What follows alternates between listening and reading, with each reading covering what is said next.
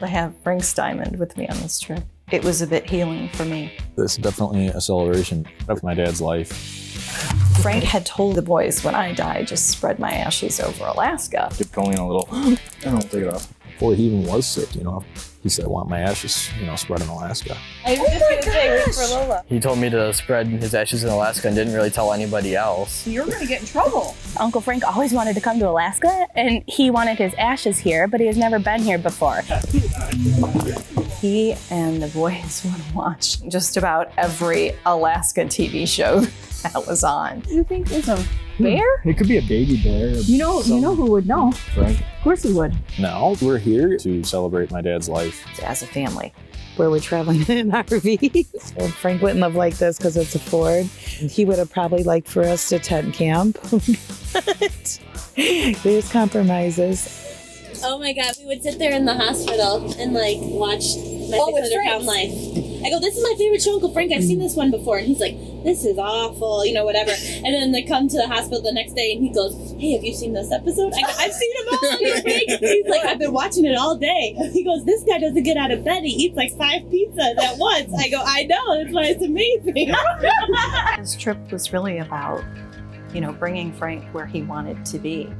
Frank and I were only 14 months apart. We were kind of raised like twins. He was always mischievous. He was always building fires. He would always make fun of me when I would come over to your house when you guys were little and we'd have a campfire because I was paranoid about the sparks and the boys sitting too close. Frank was like, Connie, calm down. They're fine. And I was always afraid the boys would get burnt. He was a great guy, liked by everybody. Frank and I met when we were in high school. We worked at a grocery store, and he worked in the dairy section. I was a checker at the grocery store, checking me out from down the dairy aisle. It was crazy. From there, that was it. My dad was like a really nice guy, but maybe intimidating at times, You remember when we were ice fishing? Was that the time he dropped his phone in the hole? He did something and it bounced off his chest, off his knee, and went in the water. And he just looked at me and he's like, He goes, I lost my work phone. They're gonna be so mad. He did it twice, and the second time he was like, I can't believe I have to tell them I dropped my phone again. He'd always do something with us, always. No matter how tired he was, or whether it be playing in the yard, or if we wanted to go fishing or whatever, he always did something with us no matter what. He was always part of our lives. My dad was a good person, fun to be around. He was fun to work with in the garage and build things. My favorite thing was probably building a treehouse with my dad. He was building a tree fort, and Cameron and I were at a shooting tournament, and he calls us, I just shot my finger with a nail gun. I'm like, I'm 3 hours away. What am I supposed to do? Go to the emergency room. It was fun because I just like to be with him and spend time with him. Remember the time you got Dad with the baseball? Yeah, I hit a line drive right into his nuts. Mr. Frank had his fair share of moments of being goofy, but the Markus family has been very open arms to accepting me into their family. There's been so many times that he's like, yeah, Cameron's not home from work, but are you doing anything? Because I got food at my house and I need some work done. So you want to come over? Sure. And then Cameron come home and he's like, what are you doing here? I'm like, I don't know, your dad called me. I'm going to be over for 3 hours. And then I get home and I'm like, Why are you here? Growing up, Uncle Frank and I were not very close, so our relationship changed when he got sick. And then we became really close over the course of the 2 years that he was sick with cancer. You guys were out at the store, but he had to go to the bathroom. He came to my house, and I was so excited. And he goes to my backyard, and my dead tree is growing mushrooms. And he goes and he picks the mushroom off the tree and eats it. And I'm like, ew, that's a dead mushroom. He's like, this is really good. You should actually cook these. You have a low immunity right now. You're neutropenic. Stop eating the mushroom off the tree.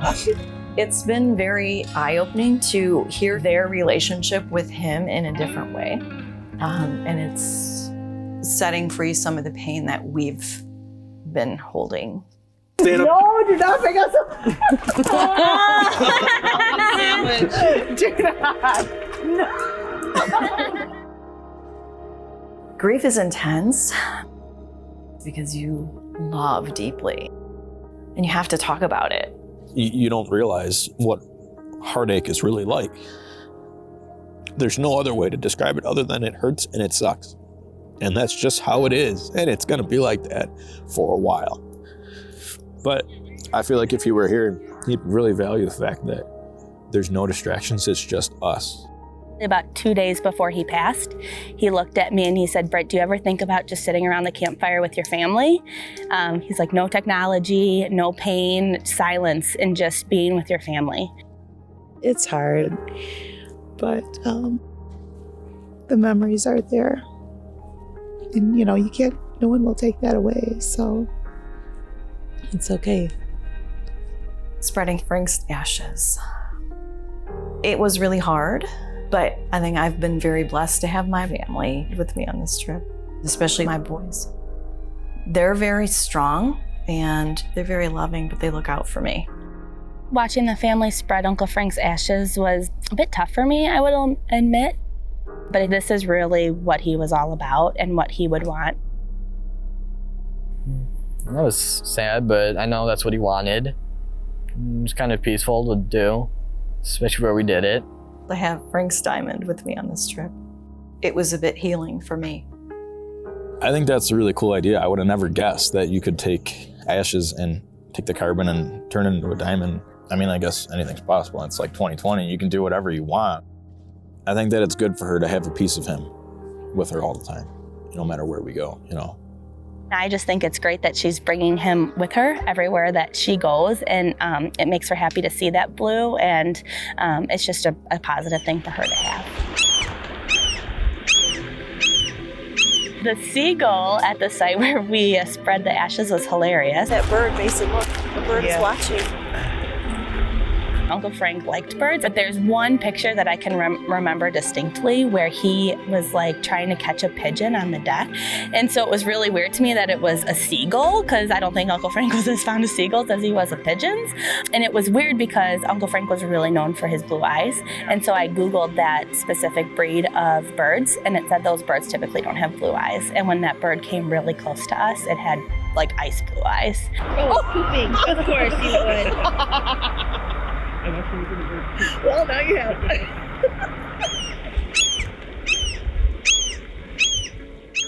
You see the beauty on TV of this place and you don't. It doesn't do it justice though, And I think he kind of knew that it was just so beautiful up here. That's where he wanted to be, He wanted to be somewhere that was peaceful and just beautiful, No way! It's a little bittersweet because I wish he would have had a chance to come out here, but it's definitely celebratory. I mean, everything that we do, I keep thinking Uncle Frank would be so proud of me, or Uncle Frank would be, laughing with us, and it's more happy than sad. That one hurt. When he was sick, he always just said, I wish I would work less and play more. So that's what we're doing. We're playing. He loved nothing more than to watch the boys play. I think he would be pleased to see how his boys have done. We've done a lot of the activities that he'd want to do with us, and that we always did, which is definitely a celebration. If I could describe my dad in one word, it'd be amazing. I do wish I could spend more time with him, but I'm sure anybody would think that.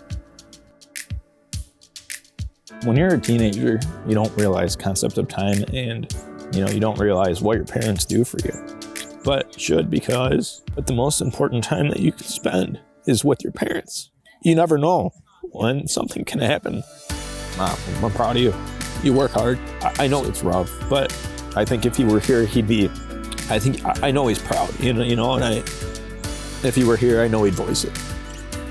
My Aunt Colleen, she's really strong. I have no rhythmic. The fact that she can reflect on and talk about Uncle Frank, it's really cool to see, because this is really what he was all about and what he would want. Like they say, don't touch, but how can you not touch? When you love someone so deeply, you have to choose to celebrate the good and carry on the good. And Cheers. Cheers To Frank. Hopefully we've done that.